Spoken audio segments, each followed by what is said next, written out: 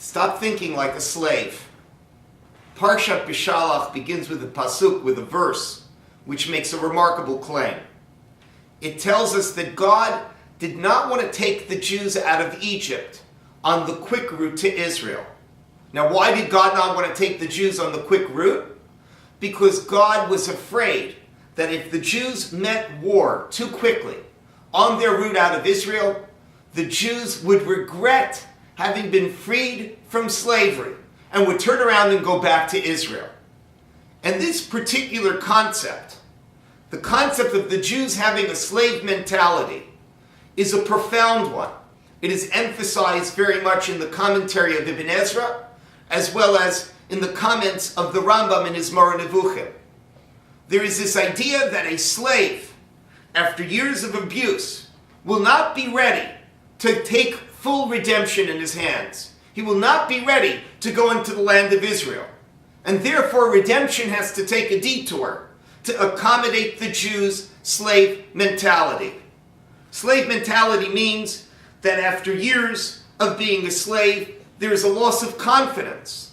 There is a learned helplessness when your entire life has been controlled by another, and you don't feel like you're capable of taking control of your own destiny. There are years of abuse, and these years of abuse leave their psychic wounds on the soul. And therefore the Jews, after they leave Egypt after 400 years of slavery, they are not ready to go directly into the land of Israel because they have a slave mentality. And you can't expect people to have quick results when they've just been pulled out of slavery.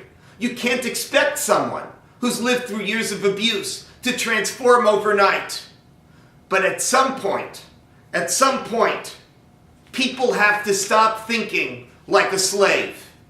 And if the lesson of the first verse of the Parsha is that people can have a slave mentality, the lesson of the balance of the Parsha is that at some point you have to stop thinking like a slave.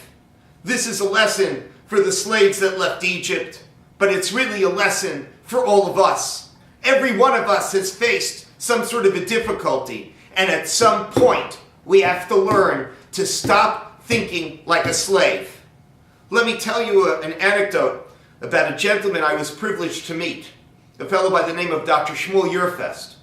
And in May 2003, Dr. Yerfest, who was a skilled surgeon, was the victim of a suicide attack.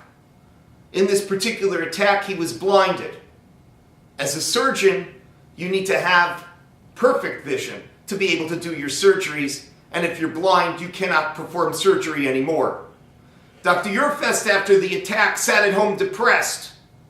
What else can you expect from someone who has just lost years of training, years that he put so much effort into, and now he can't do what he was trained to do?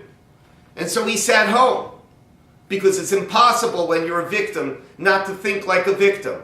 It's impossible when you're a slave not to think like a slave.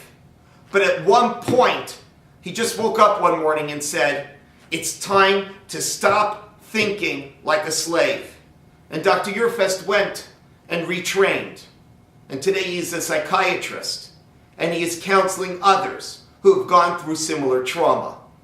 Dr. Yerfest has taught us this very important lesson, a lesson that the Parsha teaches us. Stop thinking like a slave. All of us are victims at some point in our lives.